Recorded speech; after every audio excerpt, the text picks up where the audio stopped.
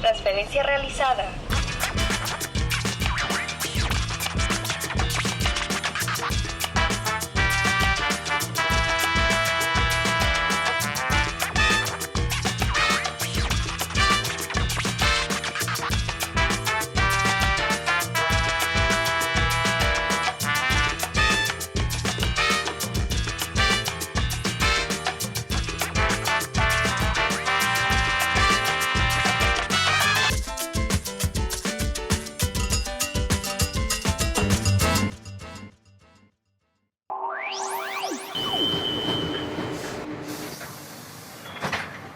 Próxima parada, letras tras las rejas del pensamiento, destino, narraciones que se van de los cascos.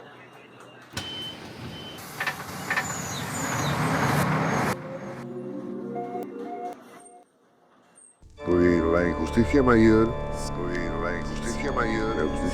estar loco. Bienvenidos a Poesía de Bolsillo, un viaje literario a través de la ciudad. Este es el espacio donde buscamos los versos que se esconden en las esquinas de lo cotidiano, en el ruido del Transmilenio, de la gente, en las ventanas que se encuentran encendidas en la noche, también en los silencios de los que caminan a nuestro lado. Hoy nos embarcamos en un territorio muy interesante, también peligroso, la relación entre la locura y la poesía. Pensemos en esa locura como la manera de ver el mundo al borde de lo distinto, sea una de las formas puras de la poesía que se expresan en aquellas gentes que no encajan en los muros, en las ciudadelas, en los laberintos de la normalidad. Tal vez sean esas personas que, más allá tal vez de expresar risas, transforman lo ordinario en extraordinario. Habitan el mundo imaginado cuando la realidad parece demasiado estrecha. Acompáñennos en este recorrido por la palabra, ciudades y delirios creativos. Esto es Poesía de Bolsillo.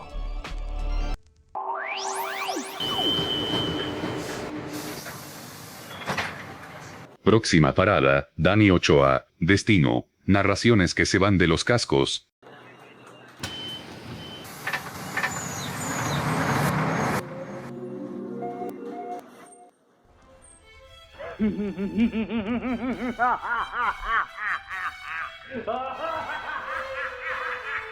Entre historias, sueños y un poco de la melancolía, voy a hablarles del Quijote.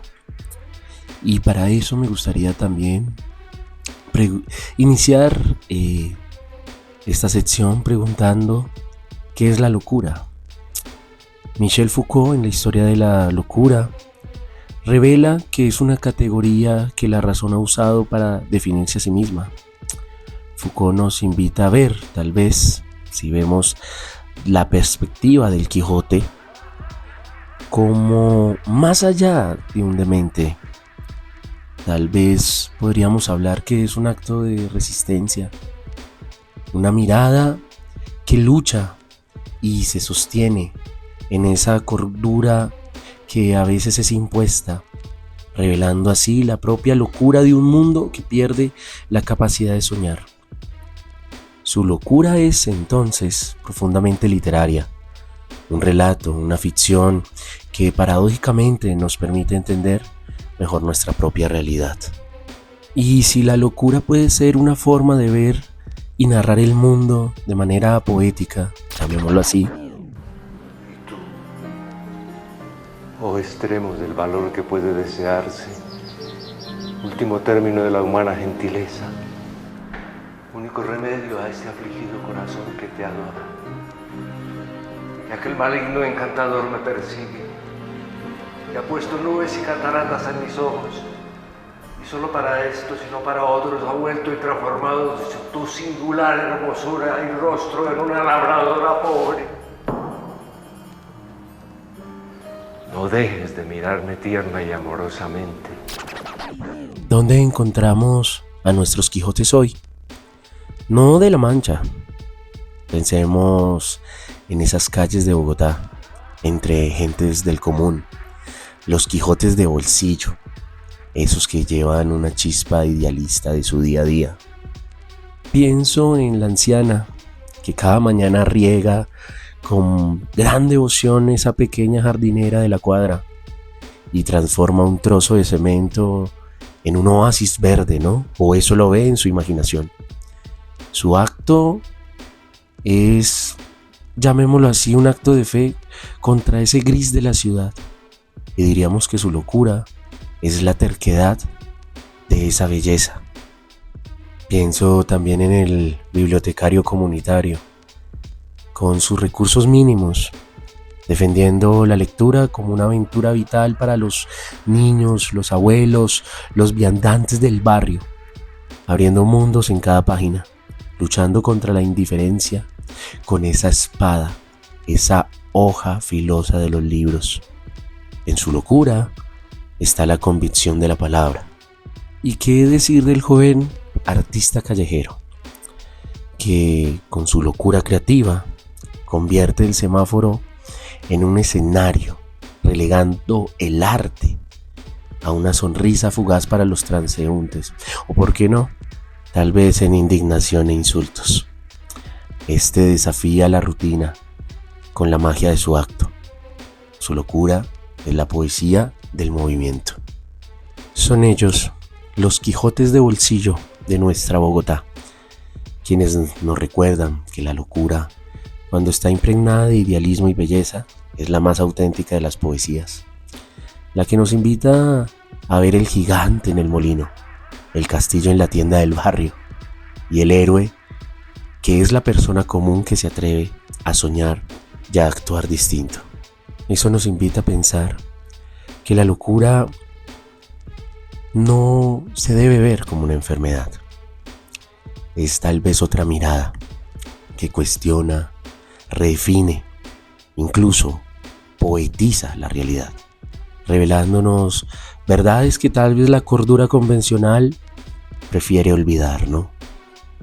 Busquemos entonces los Quijotes de la ciudad, o tal vez tú podrías ser también un Quijote, revelándote frente a esa cordura que a veces nos ataca. Y quizás la más hermosa locura es la que nos empuja a ver que el mundo no es como nos lo pintan, sino como podría ser. Soy Dani Ochoa, muchas gracias.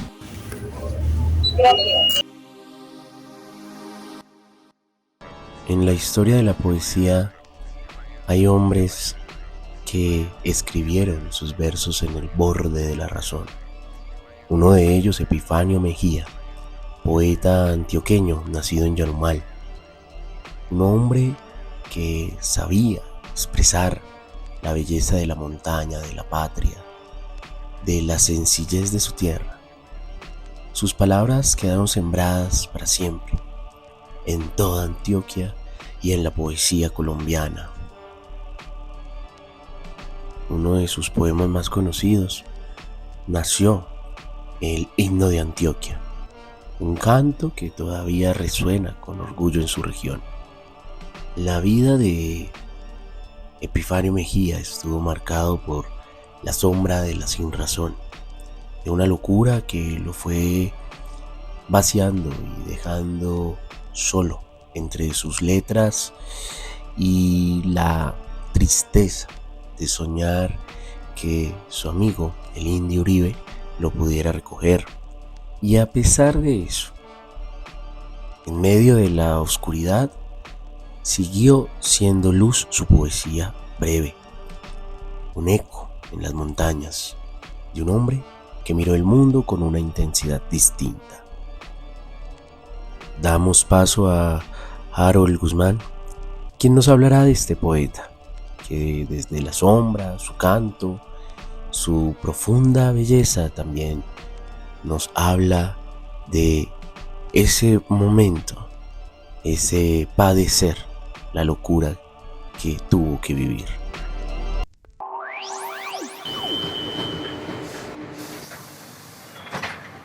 Próximas parada, Harold Guzmán, destino, narraciones que se van de los cascos.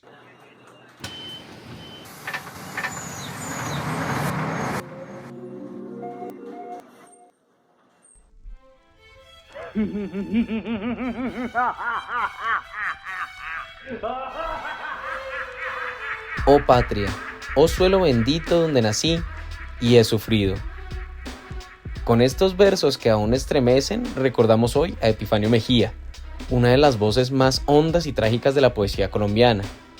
El episodio de hoy nos lleva a un territorio delicado, la relación entre la poesía y la locura, porque la vida de Mejía no fue solo la del autor célebre del canto antioqueño, fue también la del hombre que pasó gran parte de sus años recluido en un hospital psiquiátrico, consumido por una enfermedad mental que lo fue apartando poco a poco del mundo. Su poesía, sin embargo, nunca perdió la intensidad, al contrario, en ella hay una sensibilidad desgarrada, un amor profundo por esta tierra, por la patria, por lo perdido. Sus versos parecen escritos desde el borde, desde ese lugar donde el dolor y la belleza se tocan. ¿Qué ocurre entonces cuando la mente que crea también se fractura? ¿Es la locura una sombra que apaga la palabra o más bien será que empuja a decir lo que otros callan? La vida de Epifanio Mejía fue trágica, eso no se los niego. Aislamiento, incomprensión, largos años lejos de la vida pública. Pero su voz sobrevivió. Y hoy cuando leemos sus poemas, no leemos solo un hombre enfermo. Leemos a un poeta que, aún en medio de la oscuridad, logró nombrar la tierra, el amor y la nostalgia con una fuerza que todavía nos atraviesa. Porque la poesía, oígase muy bien, incluso cuando nace del dolor, puede convertirse en memoria. Y Epifanio Mejía, entre la lucidez y la locura, dejó una huella que sigue latiendo en nuestra literatura. Muchas gracias.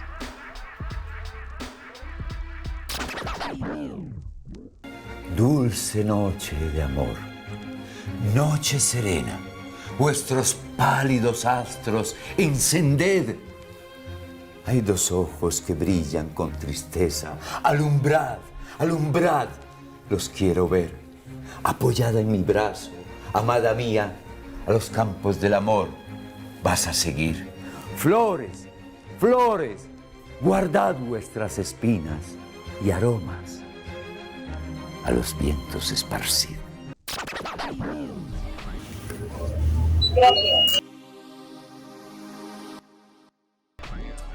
Y damos paso a la intervención de Leonardo Bernal, quien configurará la filosofía de Aristóteles junto con unos bellos análisis que tendrá sobre Gerard de Nerval, poeta del romanticismo, que caminaba por las calles de París con una intensidad casi visionaria, dejándonos versos que se encontraban atravesados por el sueño, la melancolía y también del abismo interior. Esto de la mano con Antonin Artaud, que llevó el arte hasta los límites más extremos, un actor, poeta y pensador del teatro. Artaud vivió largos periodos en hospitales psiquiátricos y desde allí escribió textos que buscaban romper el lenguaje, sacudir, revelar la verdad. Adéntrese en este momento donde la locura y la literatura hacen parte de este juego de la vida.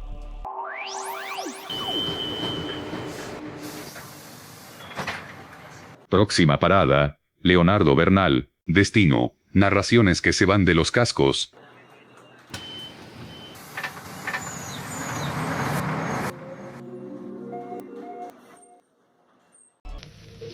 Et qu'est-ce que vous nous foutez là, monsieur Artaud?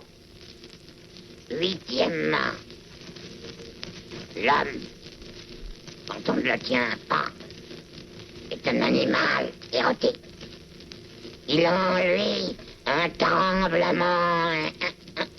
tremblement inspiré.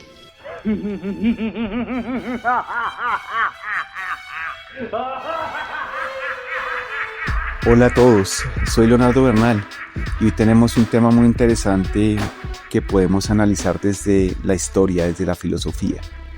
¿Por qué el genio camina siempre de la mano de la sombra de la locura? Aristóteles ya lo sospechaba en su Problema 30. Los hombres excepcionales en la política, la filosofía o el arte son todos melancólicos.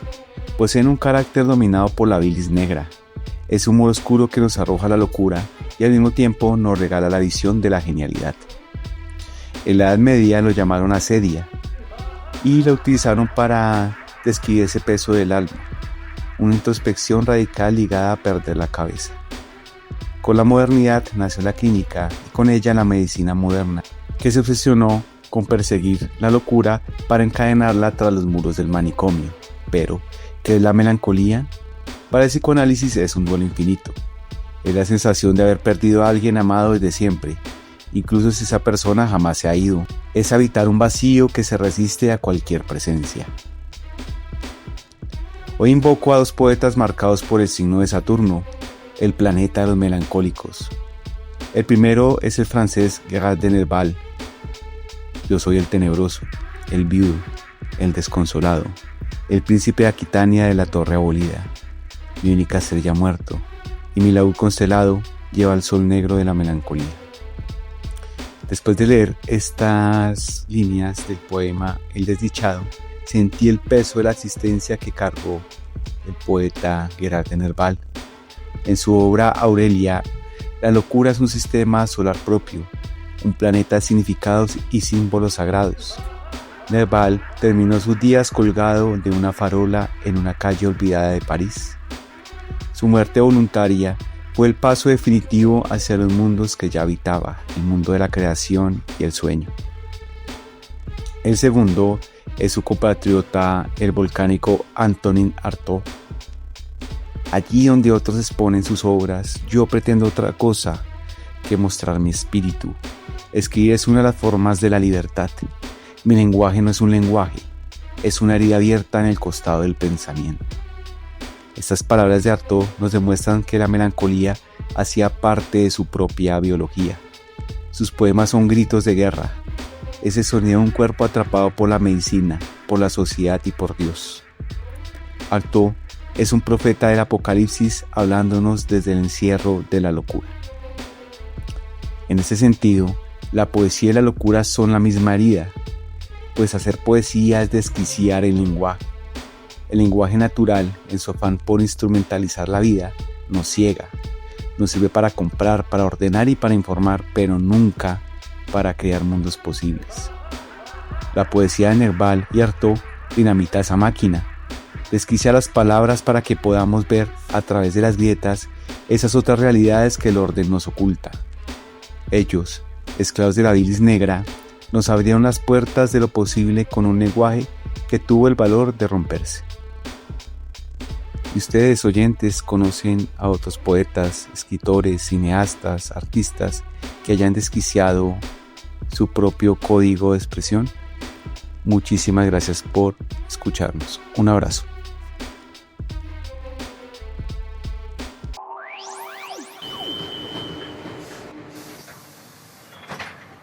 Llegada, narraciones que se van de los cascos.